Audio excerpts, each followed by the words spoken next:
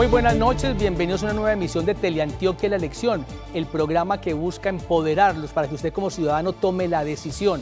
Recuerde que ahora en octubre elegimos gobernador, alcaldes, concejales, diputados, pero que en definitiva es mirar usted como ciudadano cómo está participando en la democracia, porque la Constitución del 91 nos dijo, usted tiene el poder. Y esta noche el programa precisamente es sobre eso. ¿Qué poder tiene el ciudadano? Los mecanismos de participación. Y el invitado de esta noche es el politólogo Luis Alberto Giraldo. Luis Alberto, buenas noches, bienvenido a Teleantioquia La Elección. Juan Carlos, buenas noches, muchas gracias por la invitación. Bueno, entremos en conversación para avanzar y desarrollar estos temas que creo que son muy importantes para la comunidad en general.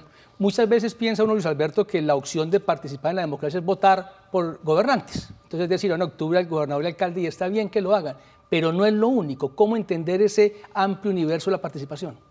Claro, sí, es muy importante tener en cuenta que si bien el voto es uno de los mecanismos, hace parte de los mecanismos de participación ciudadana, no es el único. Lo que pasa es que, digamos que hemos estado acostumbrados a que nos han dicho que en la democracia simplemente se participa votando, pero resulta que hay otros mecanismos que son fundamentales para la participación ciudadana.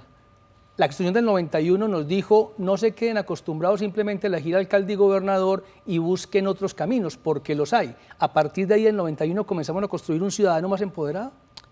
Sí, lo que pasa es que el proceso ha sido lento por falta también de formación ciudadana. Creo que la cultura política se ha limitado simplemente a invitar al ciudadano a votar. No se ha desarrollado de manera fuerte los otros mecanismos de participación que son también muy importantes y que en la medida en que nos vayamos empoderando de estos mecanismos, vamos entonces a tener realmente la sociedad vamos a hacer ese factor real de poder, el poder decidir y cambiar y tomar decisiones frente a los gobernantes que tenemos, frente a cómo se legisla, para entonces, digamos, que ir avanzando en esta sociedad y en esa cultura política, ir avanzando en la participación de los ciudadanos. Tenemos como una idea equivocada de que uno elige el presidente y si le va bien, pues agradece 4 años que lo haga bien, pero si no se resigna a esperar 4 años. Y realmente la Constitución nos dice, cuidado, porque si en el camino no funciona, usted puede hacer algo más. Nos ha faltado conocer mejor los mecanismos, Luis Alberto. Sí, con toda seguridad es una falta de empoderamiento de los mecanismos de participación. Si bien cuando tocas el tema del presidente, después de un tiempo nos damos cuenta que no está cumpliendo, no es solamente el presidente, está sí, claro, también los alcaldes, los gobernadores, podríamos hablar de lo que es el referéndum revocatorio. ¿Qué es lo que pasa con esto? Que hay que esperar más o menos, o la ley establece que hay que esperar mínimo 1 año para entonces poder determinar si ha cumplido o no con lo que prometió durante su campaña y con su programa de gobierno. En esa medida, entonces, después de 1 año que ya pueden hacer esa evaluación, pueden entonces pensar en empezar a construir un referéndum revocatorio de mandato. Y en eso pues hay experiencias y seguramente más de 1.100 municipios, 32 departamentos, han ocurrido casos donde el gobernante es inferior a lo que prometió. Pero ¿por qué es tan difícil? Y no recuerdo ahora, pero sé que son muy pocos los casos donde ese referendo logra salir adelante. ¿Por qué la gente quiere y no alcanza esa meta inicial y toma la decisión para poder revocar, por ejemplo? Yo creo que es que hay un agotamiento de la participación política frente al voto. A nosotros siempre se nos ha vendido la idea de que se participa en esas fechas especiales. La próxima es el 27 de octubre. Sí, señor. Y que solamente entonces en esos eventos que son, digamos, de convocatoria nacional en las diferentes localidades, en todos los departamentos y todos los municipios, pues vamos a estar en estas elecciones ahora el 27 de octubre. Entonces creemos que solamente ese es el momento para decidir a quién elegimos. Y es también el temor o la apatía del ciudadano, o más que el temor, es la apatía también a participar de esas convocatorias, porque le cuesta pensar, le cuesta analizar qué es lo que está pasando. En este momento la polarización que tenemos entonces hace también que la gente difícilmente participe. Si uno mira, por ejemplo, el potencial electoral que tenemos, el censo electoral que tenemos en nuestro país, y la participación, entonces nos damos cuenta que realmente la participación es muy baja. Entonces casi que podría uno empezar a hablar de la legalidad y la legitimidad en cuanto a la participación y puede uno tranquilamente decir que si bien los candidatos o los que llegan a los cargos públicos son legítimos, no son, perdón, si bien son legales, no son legítimos, porque la legitimidad la da la amplia participación de la ciudadanía. Claro, aquí hemos hablado que inclusive hace 4 años el gobernador fue elegido con el 53% de la participación, el alcalde de Medellín con el 49%, y el promedio nacional es que la mitad participa y la mitad no. Ahí es donde comienza una dificultad para poder lograr que estos mecanismos sean efectivos. Claro, porque entonces, si la primera vez difícilmente participa la gente, entonces cuando se convoca nuevamente va a generar dificultad, porque si bien hay un alto índice de abstención, hay que tener en cuenta que si yo no participé en esa elección, entonces casi que la manera legítima para yo participar de esa revocatoria de mandato fue haber votado la primera vez. Y normalmente los que participan de esa primera vez no se sienten motivados a hacerlo la segunda vez para ese referéndum revocatorio. Y los que no participaron de pronto son los que más cuestionan, analizan y critican, por ejemplo, la posibilidad de que haya ese cambio, pero tienen la limitación de que como no se participó la primera vez, entonces yo no participé, ahora ¿por qué me voy a quejar? Claro, Luis Alberto, ¿y dónde comienza a desenredarse este rollo de la falta de participación? ¿A quién le corresponde? ¿Al sistema educativo? ¿A los partidos políticos? ¿Cómo tratar de encontrar un camino para que empecemos a resolver que la gente entienda qué poder tiene realmente? Bueno, hay varios asuntos frente a lo de la participación política. Sí, señor. Está el proceso de la formación. Cuando hablo de la formación es en su casa, ¿sí? la formación, esa primera formación como ciudadano en la familia, sí. Luego está la escuela, el colegio, luego está esa sociedad y hay otro factor que es también los partidos políticos. Si bien los partidos políticos vienen en una crisis hace ya varios años, en este momento la militancia, la gente dice ser liberal, dice ser conservadora, dice ser de uno u otro partido, pero cuando va uno a mirar realmente la militancia, no lo son, porque es que no es simplemente decir yo pertenezco a este partido, sino realmente soy militante. Tengo el carnet, aporto para el sostenimiento del partido, del movimiento político. Okay. No hay partidos fortalecidos realmente. Exactamente, entonces no hay un fortalecimiento de los partidos, en esa medida entonces desde los mismos partidos no hay los recursos, no hay la forma de formar y de capacitar, por ejemplo, a los que conforman ese partido. Cuando hablo desde las instituciones, por ejemplo la familia, hay una apatía ahora por la participación política, entonces casi que todos se quieren desentender de lo que es la participación política. No es, por ejemplo, como en las casas de los abuelos que uno le escuchaba al abuelo decir, es que yo soy liberal. Y tiene que ir. ¿Sí?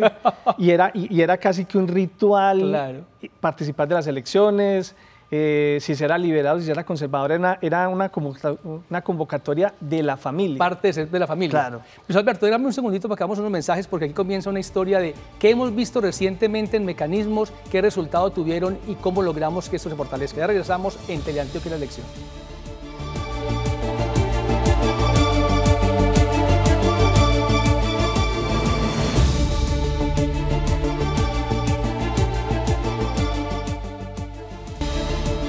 Estamos hablando de los mecanismos de participación con el politólogo Luis Alberto Giraldo y hemos venido recorriendo esas instancias de formación ciudadana que nos ayudan a empoderar al ciudadano como tal. Hablamos de la familia, hablamos de los partidos políticos, pero el sistema escolar también, el sistema educativo, Luis Alberto, ¿qué papel está jugando y qué falta ahí? Claro, hay un factor ahí determinante en la formación desde la escuela y desde las mismas instituciones educativas, porque creo yo que hay un vacío desde el mismo modelo educativo en cuanto a esos pensum de formación.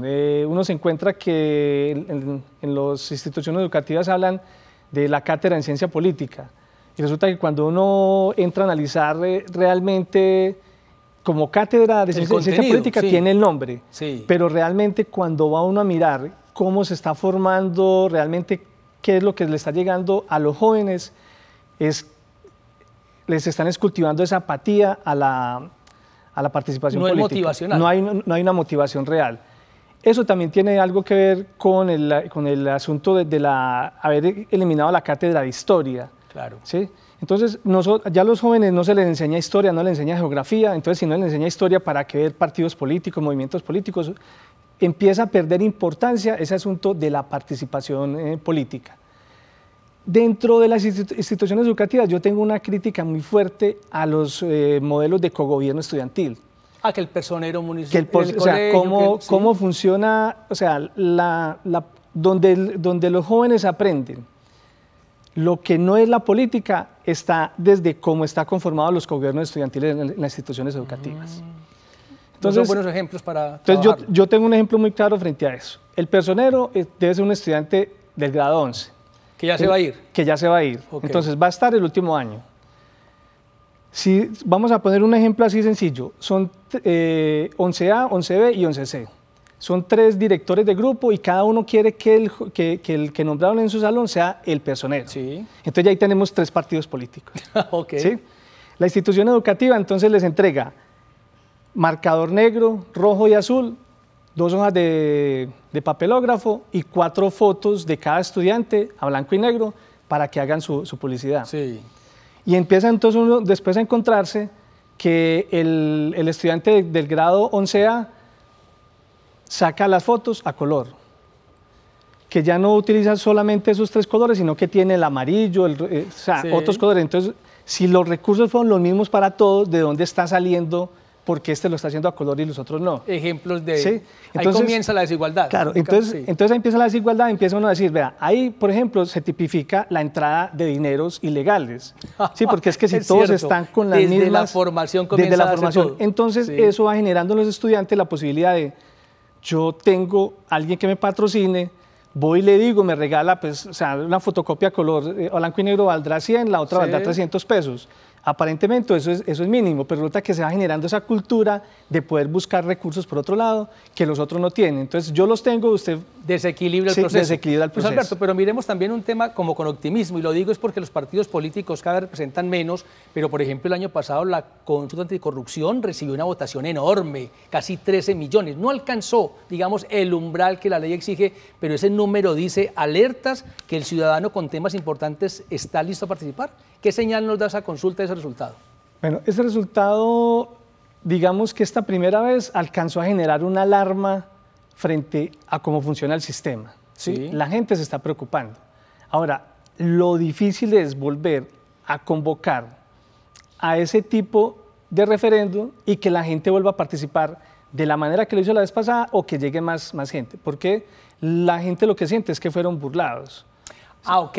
Esta vez se comprometió, el tema de corrupción está en primer plano, todos los partidos, bueno, la mayoría le apostaron y hubo ahí una participación con entusiasmo. Claro. Pero como no logró el objetivo, la gente dice, ¿para qué otra vez? ¿Para qué otra vez? Exacto. Entonces, ¿cuál es el problema que tenemos? Que esta primera no se alcanzó. El umbral que se colocó es una asta, digamos que muy alta, ¿sí? La vara la pusieron muy alta. Sí. Eso también tiene sus finalidades y es que el sistema el sistema legisla de alguna manera para sostenerse, para que sean siempre los mismos los que están gobernando. Como para blindarse. Para blindarse, sí.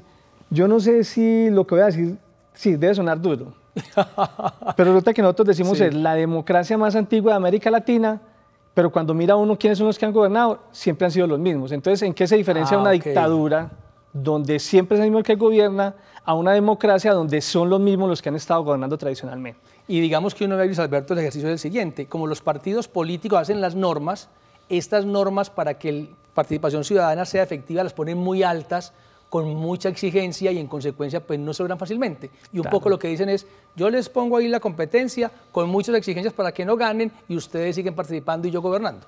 Claro, entonces el asunto es ese, yo tengo la posibilidad de participar, pero resulta que nunca voy a llegar. La Constitución dice, todos los ciudadanos tienen la posibilidad de elegir y ser elegidos. Sí. Y resulta que sí, yo puedo votar, pero cuando yo voy a participar, yo quiero que me elijan, entonces ya tengo que tener un aval de un partido, tengo que tener un determinado número de firmas, tengo que tener determinados recursos, entonces realmente me están diciendo que puedo participar, pero la participación mía termina siendo a través del voto, ¿sí?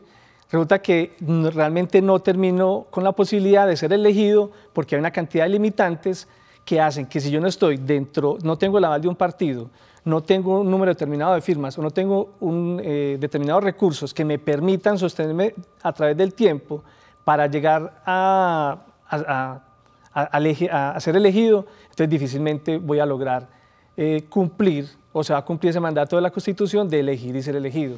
Es una invitación un poco a que mientras maduramos más como cultura democrática, es clave a quien elijamos, porque es el que está modificando todo lo que ocurre. Claro, es que eso es fundamental. Es que estos mecanismos de participación tienen la posibilidad inclusive de cambiar esa estructura que se ha venido sosteniendo. Dentro de esas posibilidades, ahorita se está hablando de la participación con las listas cerradas, ¿sí? Claro, entonces, la lista de corporaciones públicas. Exacto, la lista de corporaciones públicas cerradas. Entonces, ¿qué es lo que pasa con eso? Que hay una persona que es un líder social, que tiene los votos, pero resulta que ese siempre lo colocan por allá en el octavo o en el noveno lugar.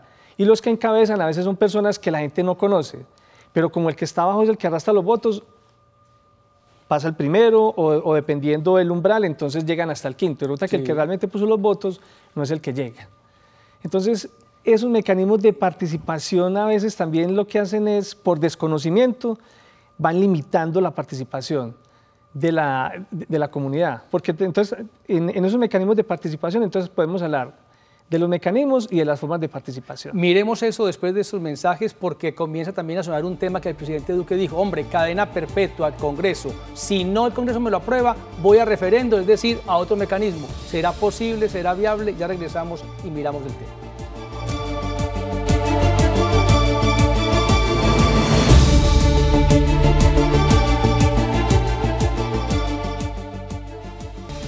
Mecanismos de participación, el poder del ciudadano, muchas formas y muchas herramientas, pero en la práctica no se ha logrado el resultado. El presidente Duque acaba de proponer cadena perpetua para violadores de niños y allí el Congreso toma la decisión, pero ha dicho el presidente que si en el Congreso no avanza, él va a citar a un mecanismo de participación popular, el referendo. Luis Alberto, ¿cómo entender esto y qué camino hay ahí para que esta participación sea efectiva en ese caso? Bueno, lo primero es entender que la pena de muerte o la cadena perpetua para violadores constitucionalmente no es posible, ¿sí? Porque es que nosotros somos un Estado social de derecho y eso creo que es lo que le cuesta a algún sector o a algunos partidos en nuestro país entender que somos un Estado social de derecho, ¿sí? Entonces, como está en la Constitución hoy, no es posible. O sea, para la Corte Constitucional, aunque llegue al Congreso, dirá no es legal. Exactamente, no es legal. Eso va a ser como, digamos que el primer y gran obstáculo que va a tener. La propuesta, sí. La propuesta. Lo que pasa es que es una propuesta populista, que llama mucho la atención, porque entonces todos decimos es que nos están violando los niños, entonces eso... Suena bien, suena bien. Sí, toca la fibra visceral, claro, entonces la gente dice, no, es que no a la violación. No a la violación, cadena perpetua, la castración química, en fin, una cantidad de cosas que, vuelvo e insisto, Estado social de derecho. Entonces, para eso habría que convocar a una reforma constitucional. Digamos que el único camino que le quedaría a él, o uno de los caminos, sería entonces a través de un referéndum convocar para una reforma constitucional. Es decir, el presidente dice, como en el Congreso no va a ser viable lograrlo, busquemos el referendo para una reforma a la Constitución que hoy dice que no se puede. Sí, ese sería uno de los caminos que él tiene. Ahora, yo continuando con eso, creería que vía referéndum difícilmente también se pueda lograr, porque la comunidad, o sea, digamos que la sociedad también está en un nivel de polarización frente a esos temas, o más que de polarización, digamos que también a favor o en contra de la cárcel perpetua para violadores, porque ahí también, digamos que se ha venido desarrollando un trabajo frente a eso. Si bien eso toca fibras y convoca a la gente, mucha de la población también tiene claro que eso no va a resolver el problema. Ah, ok. El mecanismo como tal, aunque suene popular, no alcanza tampoco los votos porque la gente es consciente de que es un camino difícil. Claro, sí, es una... Y los ejemplos son muchos, Luis Alberto, porque es que en Colombia estamos agotados del procedimiento de reforma a la justicia, un país que el 93% no funciona la justicia, pues la gente quiere una reforma y no se da vía Congreso porque las Cortes no dejan, etcétera, y hablan que no, una constituyente, otro mecanismo de participación, pero también se ve difícil y lejano. ¿Estos mecanismos son tan difíciles de ejecutar en la práctica? Sí, realmente son difíciles porque implica un cambio en todo lo normativo, en toda la normativa jurídica del país. Sería empezar de cero. Y siempre hay un autor que decía que por su constitución los conoceréis. Uno mira la Constitución de los Estados Unidos y bueno, en este momento no recuerdo el dato exacto de cuánto hace que se fundó, pero tiene 7 u 8 enmiendas a la Constitución. No tiene ni siquiera las reformas constitucionales, sino que enmiendas, recomendaciones para aplicar, para interpretar algunas de los artículos que ellos tienen. Nosotros, la última Constitución es la del 91. Tiene 28 años. Y tiene 28 años y creo que ya se parece mucho más a la anterior que a la nueva. O sea, van más de 50 reformas, según un dato del colega David Suárez, colega del canal que es experto en Derecho Constitucional. Claro, entonces en este momento si vamos a reformar ¿cuál Constitución? La del 91 hace tiempo que está reformada. Entonces casi que sería entonces convocar a armar digamos que una nueva Constitución, porque la del 91 ya no existe realmente. ¿Sí? O con su cantidad de reformas. No, es muy distinta a la que nos plantearon en el 91. Con el tema entonces de la cárcel para los violadores. Sí, cadena perpetua. La cadena perpetua. Con eso hay varios asuntos y es tener claro que hay un sector que habla de ese problema como desde la salud mental. ¿Sí? Sí. Entonces, un problema de salud mental, ¿sí? Digamos que de salud pública, por lo que eso implica, no solo con el violador, sino cómo afecta a la familia, a la sociedad. Entonces podríamos hablar de un problema de salud pública. ¿Cómo afecta eso? A la sociedad, a esa familia que es afectada por el violador. Un problema de salud público legislando como si fuera un problema penal. ¿Sí? Ok, mezclamos los temas, claro, entonces, y ahí comienza la confusión. Ahí empieza la dificultad. Y se da el tema del manejo político que no permite avanzar en el tema. Luis Alberto, pues si le entendí bien esta charla, hombre, una oportunidad para comenzar a hacerlo este 27 de octubre. Elija bien quién está en el Consejo y la Asamblea, por ejemplo, para que esas normas sean cada vez mejores en función de todos. Pero no solamente elegir ese día, sino sí, no, claro, hacerle el seguimiento. Yo le pregunto a la gente, bueno, en las elecciones anteriores usted votó por alcalde, la gente lo recuerda. Okay. Votó por gobernador, lo recuerda. Sí. ¿Por qué representante de la Cámara votaste? Para el Congreso. ¿Sí? ¿No se acuerdan? No se acuerdan. Lo hacen inconscientemente. Exactamente. ¿Sí? Entonces casi que muchas veces solamente se hace de manera consciente con el local, con el cargo público local. Sí, el alcalde, y hasta el presidente. Y unipersonal. Sí. La corporación sí no. Con las corporaciones difícilmente la gente recuerda por quién votó. Y cuando uno le pregunta por los programas de gobierno, menos, ¿sí? Entonces yo voy a elegir a un corporado, es hacerle el seguimiento, cuál es su hoja de vida, de dónde viene, qué ha hecho, ¿sí? Cuáles son sus propuestas. Porque es que entonces uno mira un candidato que dice que es liberal y todas sus propuestas son conservadoras. Conservadoras, sí, es verdad. Pasa mucho en Colombia eso. Entonces, no hay coherencia. No hay coherencia, sí. no hay coherencia del discurso. Entonces uno, ahorita he visto varios candidatos, uno pregunta, bueno, ¿y vos sos que liberal, conservador? No, yo soy liberal. Y cuando miro las propuestas, no corresponde. No corresponde. La invitación de Luis Alberto hoy, no miren solo al candidato, le hemos dicho mucho, miren las propuestas, la coherencia, con qué partido está, porque la reforma viene de una coherencia política. Para ustedes, muchas gracias por acompañarnos esta noche, los esperamos en una nueva emisión de Teleantioquia Elección. Continúen con Teleantioquia TV en grande. Feliz.